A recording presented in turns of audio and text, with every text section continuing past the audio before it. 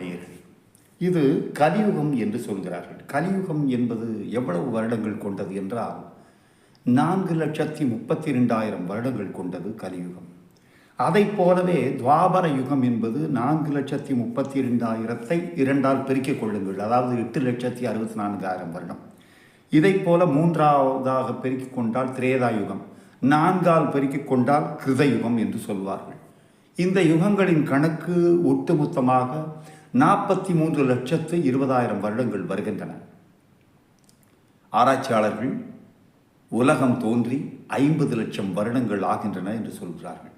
சிலர் 5 கோடி வருடங்கள் உண்டாயிருக்கின்றன என்று சொல்கிறார்கள். ஆக மொத்தத்தில் இந்த 43,20,000 வருடம் என்பதில் எந்த விதமான மாற்றமும் இல்லை.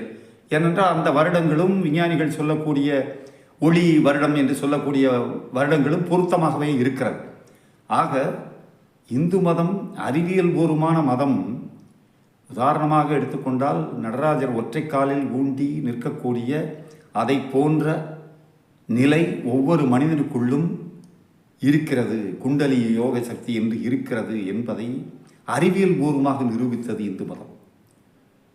பொதுவாக இந்து மதத்தை மட்டுமே குறிவைக்கின்ற சிலர் சனாதன தர்மத்தை குறிவைத்து சிறுமைப்படுத்தக்கூடிய வார்த்தைகளை பேசக்கூடிய சிலர் வீட்டிலே பார்த்தால் சனாதன தர்மம் என்ன சொல்லி இருக்கிறதோ அதை பின்பற்றி பிறருக்கு கொடுப்பது, ஏழைகளை கவனிப்பது, இல்லாதோருக்கு உணவளிப்பது என்று செய்கிறார்கள்.